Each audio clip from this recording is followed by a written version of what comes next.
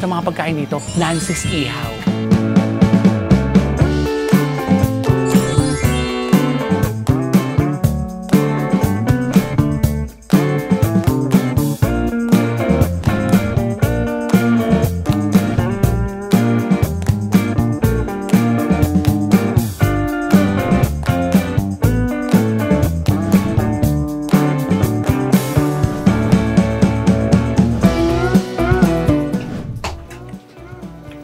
Kain tayo. Ay, ayan si Nancy. Wala pang tao kay Nancy. Pero Nancy, pa-vlog ka namin. hindi natuwa si Aling Nancy nung sinabi i-vlog natin siya. Grabe, ang taba. Si Aling Nancy ang salarin. Siya lahat ang gumagawa daw nito. Nanggaling po kayo sa lutuan na Aling Nancy. Galing sa tuko. Ilang stick po ang nagawa nyo today? Mga 1,000 na po. Ay, may 1,000 stick?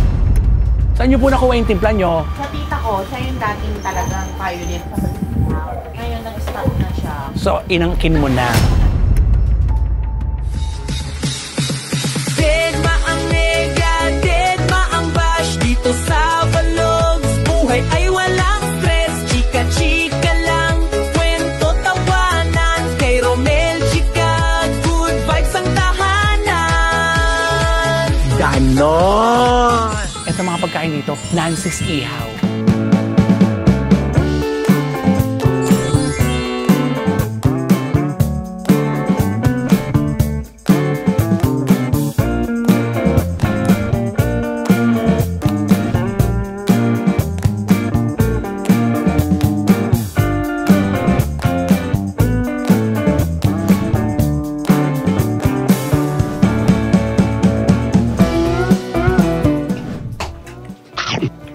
Kain tayo.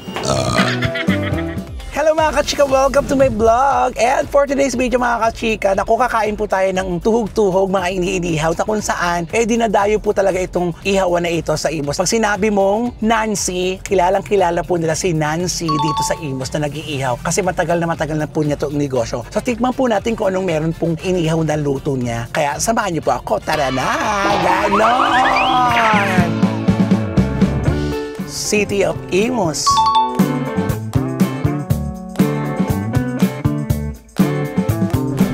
Ayan, pumapasok na po tayo sa mga food street na to. Ang dami rin tao. Ayan, mga meriendahan. Ay, ayan si Nancy. Wala pang tao kay Nancy. Pero Nancy, pa-vlog ka namin. hindi natuwa si Aling Nancy nung sinabi i-vlog natin siya. So, eto na nga mga kachika, nandito na po tayo sa harapan ng Our Lady of Pilar Catholic School. Ayan, dahil pupuntahan natin dito ang isang kilalang-kilalang ihawan dito sa Imus. Kasi sinasabi ito ng aking cameraman na marami daw nagpupunta rito. Sikat daw ito. Tingnan natin kung masasarapan din tayo kasi lagi siya itong cameraman ko, grabe to. Super lax din to, kaya alam ko pag kainan talagang laban na laban talaga siya. Ito si Aling Nancy. Ayan, mausok na. Ito mga pagkain dito, Nancy's Ihaw. Grabe, ang taba. Isaw. Kain tayo ng Betamax. Ayan. Okay na to. Ito, kukuha ka dito. Tapos ipapaihaw mo doon. Di ba, Aling Nancy? Si Ate Jen po ako. Ay, si Ate Jen na ba? Si Ate Nancy, nagtutuhog pa ho ng barbecue. Ay, totoo po. Ilan taon na po ito? Matagal na po ito. 12 years. Smile ka, ate. May camera ka. Makeup ka muna, antayin kita. Anong ang oras po ba nagbubukas to? Alas 3 so. Alas 3 hanggang? Depende po. Hanggang meron. Hanggang meron. Pero 9:30 po. Sarado na. Maubos o hindi, 9:30 sa tapos na.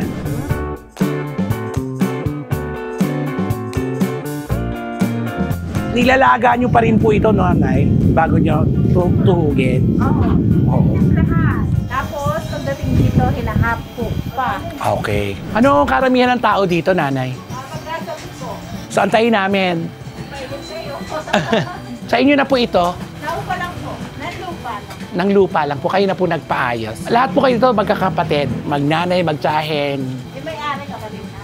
O, tignan mo. Iyan ang tinatawag ng family business. Tapos si Ate Nancy po, siya po ang talagang nagluto. Oo, siya nagtitimpla. Magkano po pag halimbawa kung hindi iihawin dito, bibilin lang po? May bawas po ba yun? O same lang din po? 10 piso lang kami. Pwede na rin. Subukan natin yung ulo. Lagyan nyo nga kami ng ulo, ate. Ulo ng tao. Charot. Subukan natin kumain ng ulo. Chicken head. May kanin na rin po kayo dito.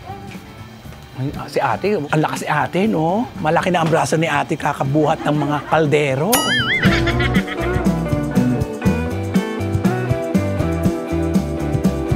Nakakailang stick kayo ng isaw. Ayan po ang Nancy! Ayan na si Aling Nancy. Si Aling Nancy ang salarin. Siya lahat ang gumagawa daw nito. Ay, ito na si Aling Nancy. Nanggaling po kayo sa lutuan na Aling Nancy. Ilang stick po ang nagawa nyo today? Mga 1,000 na po? Ay, may 1,000 stick. Piliin mo, stick ang labanan. Kitang-kita sa inyo pala yung gumagawa ng stick, no? Kayo po lahat nagtitimpla, ate? Ako. Saan nyo po nakuha yung timpla nyo? Sa tita ko, siya yung dating talagang pioneer sa Balitihaw. Ngayon, nag-start na siya. So, inangkin mo na. Rebranding na lang. Yung dati po, ilang taon na po yung dati? Mga 10 years. 10 years din. Tapos ikaw 12 years na lampasan mo na. So, ikaw na talaga ang reyna ng barbecue, ng inihaw. Hindi naman masyado. Tsaka maganda dito, Ate Nancy, di ba? Lahat mga kamag-anak mo yung nata. Kaya may malasakit. Yun ang pinakamaganda kasi sa negosyo, yung may malasakit. Tapos dumarating ka lang dito, pagtapos mo na yung mga... Ikaw lang mag-isa nagtutuhog? Okay. Ilang oras yung pinakukuluan lahat yan? Yung mga balat, dugo, mukha, mga tual. Ngayon ko pala matitikman, titignan natin. Isa lang po para po sa kasama ko kasi nagugutom siya. Hindi na lang ako kumain dito. 12 years na to, siguro sa susunod na pagbalik ko dito, Ate Nancy, meron ka ng pwesto. O yung mga suki nga namin, may estudyante, may mga asawa na. Estudyante dati, ngayon may asawa na may anak na pamilya na sila nagpupunta dito. Nakakatuwa. O tignan mo, ang dami. Nakita mo yun? Ang dami nilang bumili dito. Oh.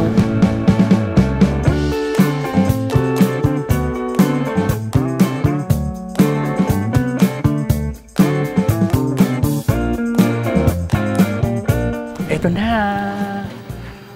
Ito na po. Tignan niyo kung gaano kadami. Siyempre, hindi po akong kakain ito. Yung cameraman ko po, talaga po siya yung heavy talaga. Ito ang suka. Tikman natin itong, ito gusto ko to. Isaw ng baboy.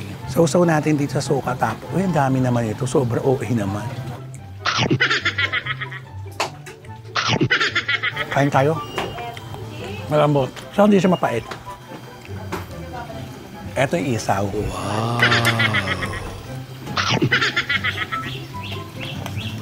Yun ang isaw. Isaw na manok. Balat.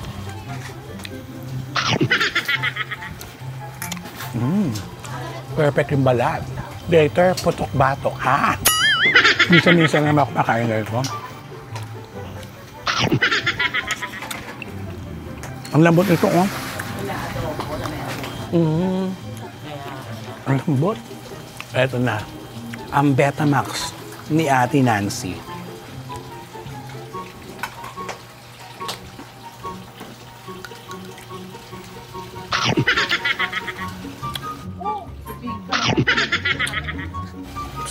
Ito ang try natin. Itong ulo ng manok.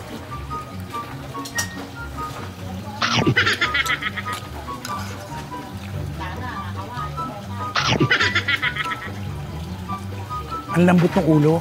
Pag kinagat mo, di ba? Maghihiwa-hiwalay ka agad yung mga... Ito yung barbecue.